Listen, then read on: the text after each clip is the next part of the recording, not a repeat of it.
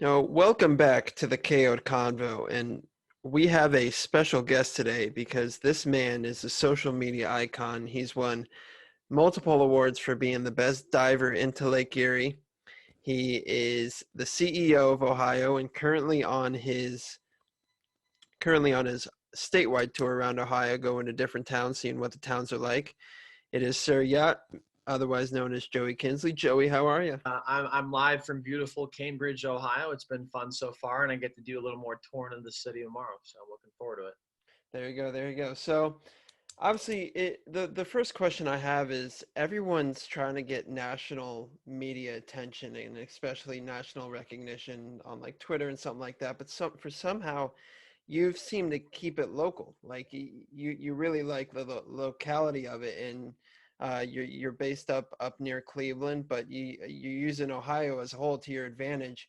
Is that kind of like a strategy that you thought about getting that local attention, or was it just kind of going with the flow kind of deal? It's funny. The way it got kind of introduced is when I was quarantining.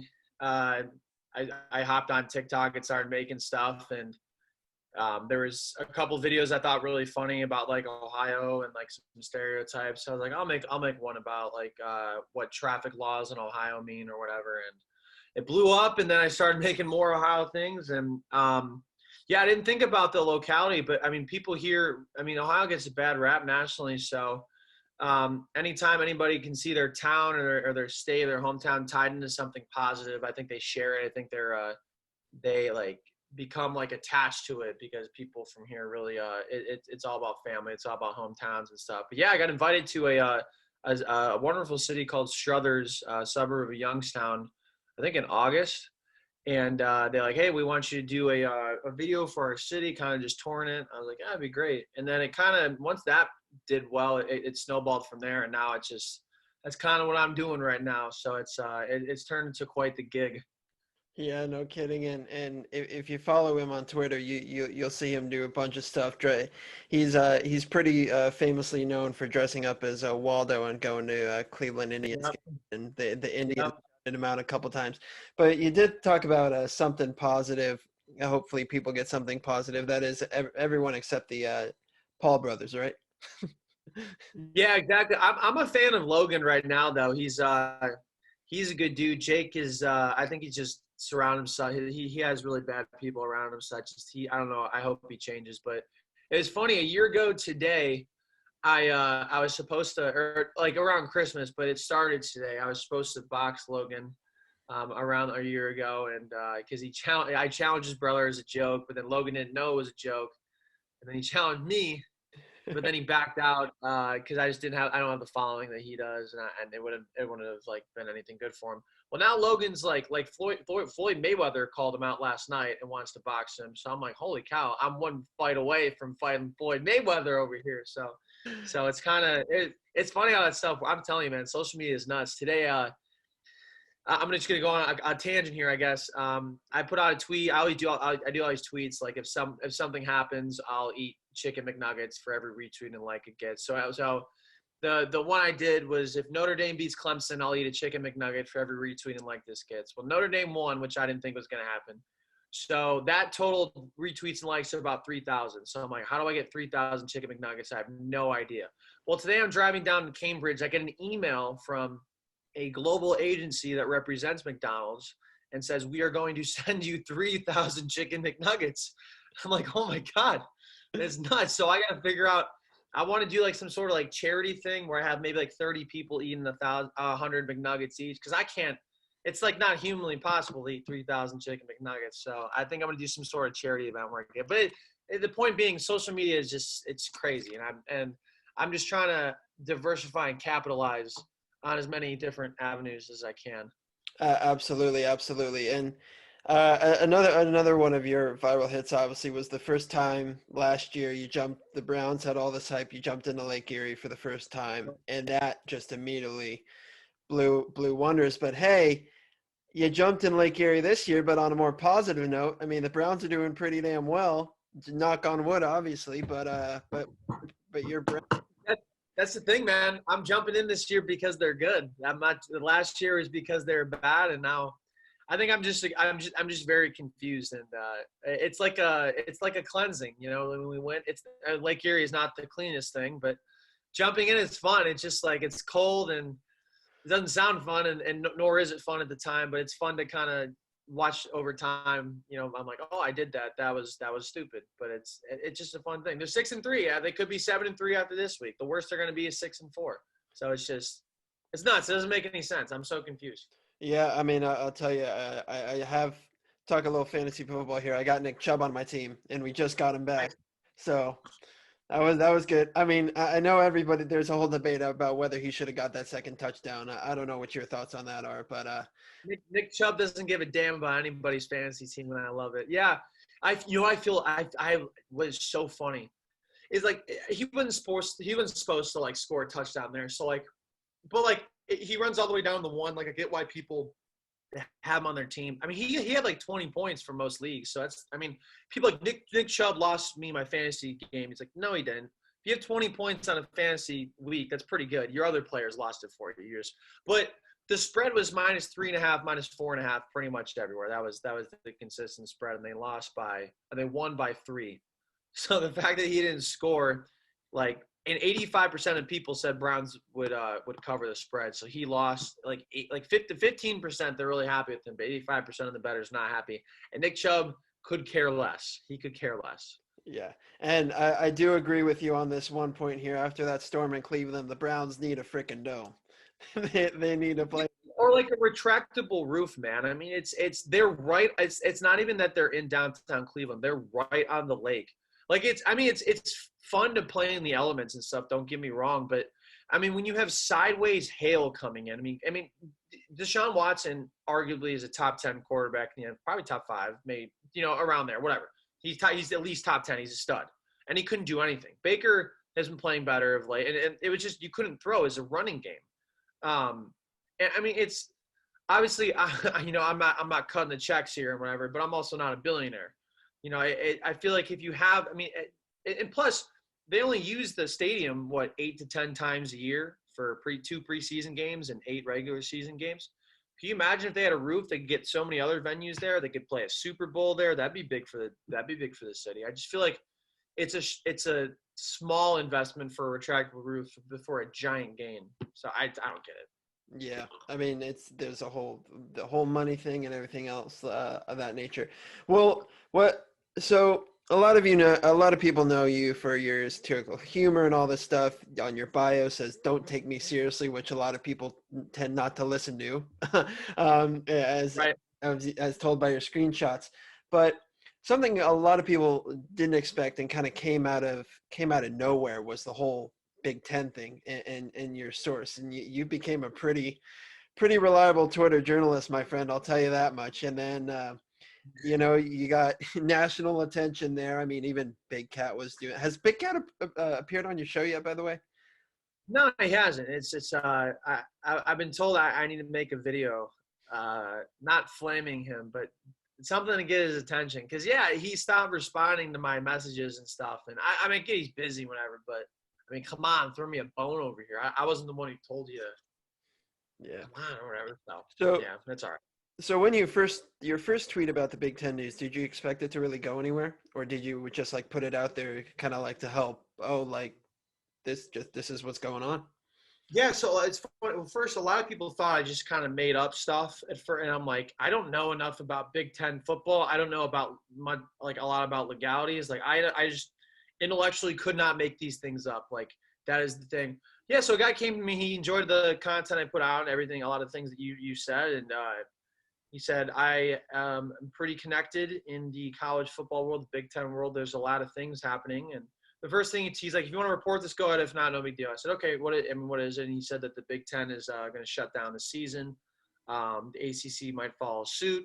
So it's like, okay, I'll put that out. And that didn't get a whole lot of attention because it was kind of, I put it out 3 days before, and I haven't done reporting or anything. So, it was just like a tweet or whatever. But then it happened, and I was like, wow, okay, this is good information. Nice, good to know. And then I don't think anything of it. So 5 days later, it's like the weekend, or like the next week. So maybe like a week later, I get a text from this guy again. And he's like, hey, there's actually some pretty crazy stuff happening right now. I'm like, what's going on? He's like, there's a lot of teams thinking about jumping ship, maybe going to other conferences if they don't have a season. They're pressuring them. There's a lot of legal battles going on right now. So then I started reporting that stuff, and that's when like Big Cat, Barstool, Pat McAfee, they all took notice. Some other national media conglomerates, and then a lot of people who wanted to hate on a guy named after a boat, which I understand.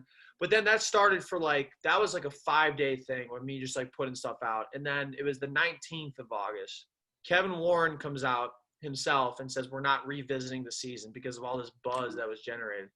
And like, I got absolutely dunked on by everybody. It was awful. The memes were funny, but a lot of people were like, this dude's preying on Big Ten fans and their sanity and their mental health, and he doesn't care about people. He's making stuff up. So my source calls me that night. He's like, dude, I promise you, if I'm not lying about anything, if I could tell you anything, put this out because of legalities. The Big Ten fall football season will happen. And that was on August 19th. And I can screenshot for you if you want. It's still there. I put it there on August 19th. I got laughed at by everybody. But then after that, like maybe 5 days later, things started developing. And other people started reporting the same stuff that I was saying. So I knew, like, because like I'm not a reporter. So for me, at least to starting out, I needed affirmation from other people to hear it, because like I get that, like, you know, I'm saying this stuff, but I need it to like be said by other people for that, so I know it's true. So when other people started saying the stuff that I was saying, I was like, wow, that's awesome. This is very, very good information. And timetables are wrong in a lot of things. Sure. I mean, not a lot of things, but some things. I would say probably 85-90% of the time I was pretty good on everything, which is better than most people were. But it was fun, man. It was a roller coaster. I've never gotten more hate in my entire life, but I've never gotten more love in my entire life. And it was fun. And I've been dabbling here and there with some reporting and stuff, because this guy just is ridiculously connected. I've seen texts, I've seen everything in between, and I'm like, oh my god. Like, I don't know how, but you seem to be putting together good information. So we'll make it work as long as we can. Long story short. Yeah, and in the end, I mean, you know how it goes in the end with the big picture. Sir Yacht was right, and I'm sure Big Cat ended up putting you on like his like college football power rankings as #1 on the Yeah, that was awesome. college football show. That was pretty cool. I do want to talk Yeah. about a couple more things here. I do want to talk about your background. I mean, why the name Sir Yacht? I'm pretty sure that's a question that's crossed your mind a bunch of times. Yeah, I know. There's a lot of I'd say a lot of alcohol was consumed the night I made it, but I was trying to make a solo name from like my music, and I had a name and it just wasn't good. I didn't have it on social media. I had to like change things. So I was like, I want something that's consistent on social media, something that's catchy, something that's short. So I'm in my dorm or my fraternity dorm room at Ohio Wesleyan my junior year, and I'm kind of just stumbling upon like I love water. That's a huge inspiration. So I'm like brainstorming things down, and all of a sudden Yacht comes up. I'm like, that's cool. No one really has Yacht, kind of. That was before Little Yachty was even a thing. So I was like, I don't even, whatever. And then Sir, because I didn't want people to know as a band. So I was like, Mr. Sir, like detective, professor, doctor, whatever. I was like, Sir sounds good. And Sir Yacht, Sir. It's just like it flowed. It was like, this works. It's available on social media. So I just took it. And I know, I mean, that was way before I made content. That was probably like 2 years, at least a little more than 2 years before I started making content. Because my first video was on the Browns going 0-16, and I scouted a bunch of places in Lake Erie that Hugh Jackson could jump into, because he said he would do it if they went 0-16. Then SportsCenter Snapchat picked it up, and I was like, oh, this is cool. I guess I'll start making some content. So I started making some rants and kind of developed into what it is today. But yeah, I don't know, man. I can't even keep up with this stuff. It doesn't even feel real. It does not. I'm so blessed. It doesn't feel real. Yeah, I think you really hit it on the head when you got Hugh Jackson, who calls you Sir Yacht, by the way, didn't call you Sir Yacht, Sir Yacht.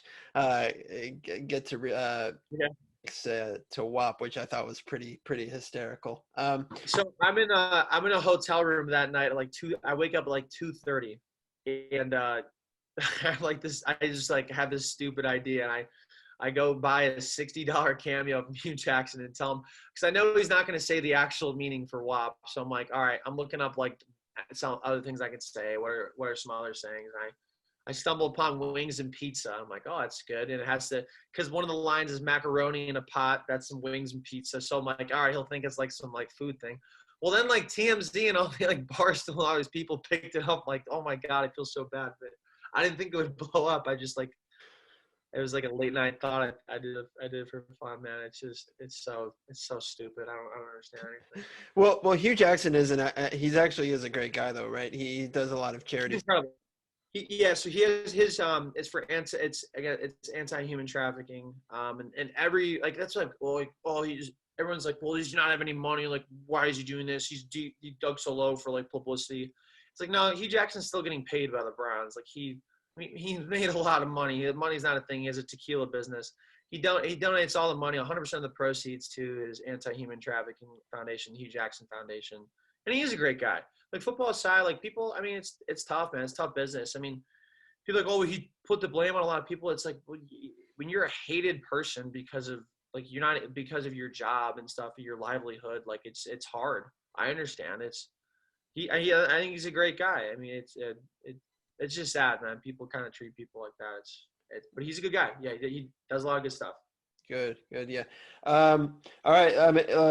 Last thing here for you. I know you're big into music, and you got your band called the Maui Ski Club. And if you don't pick up the humor in that, then you don't know humor, obviously. But yeah, Maui Ski Club. You guys just came out with like your big new single, I think, from a label. Is that correct? Yeah, it's called No One Feels Bad for You. I put it out last year as a solo song.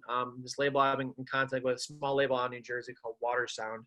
They wanted to remix, remaster, and release it as a My Ski Club thing. So we've been a band for about 4 years, and we just started doing this stuff with the label. So we kind of not rebranded, but we professionally remixed and professionally mixed, professionally mastered, and put it out. And yeah, it's exciting, man. It's cool. It's always cool to have someone like a cool label kind of backing your music up and helping you promote it and things like that. So we'll see where it goes. Awesome. Yeah, and as a two battling bishops, I mean, you just went back to Oahu, didn't you? How was that? I did, man. I'm gonna be there Tuesday too. I'll be there this Tuesday. I'm gonna film for Destination Delaware, the tourism board there for the county, and then I'm gonna film for the school later in the afternoon. So I'll be doing a lot of stuff there. So yeah, dude, it's great. I miss it. That was the first time I was there in like 2 years. So it was just like, and it's like you don't forget. Like I don't know. I love the school. I love being there. Love playing basketball there. So when did you graduate? I graduated 2019. Okay, so you were there. I think my senior year was your freshman year, I think. Oh yeah, and Like that. yeah, you were there. I mean, Branch Rickey looks a lot better than when you played. When you play, I'll tell you that much. Yeah, it sucks, man, because they've done a lot of nice, and they're doing a lot of nice renovations. And I'm like, man, I mean, come on, like we were pretty good. We had a pretty good basketball team. So, but hey, man, it'll be cool to go back and watch some games there. You know, once all this COVID stuff kind of goes under the haywire. But I'm excited. Yeah, it's great school. I mean, and I think the biggest thing is the people there are super awesome. And I really I missed it a lot. So I'm gonna go back Tuesday, and if things go well, I think I'll go there every so often. So it'll be a good time. Okay, gotta go back. Well, Joey, it's obviously great to talk to you. I mean, the things you've done via social media and adjusting to this new brand of communication is astronomical, especially in the Ohio area. So, thank you for coming on the KO Convo, man. Thanks for having me, man. I appreciate it. Looking forward to coming back on in the future. There you go, sir.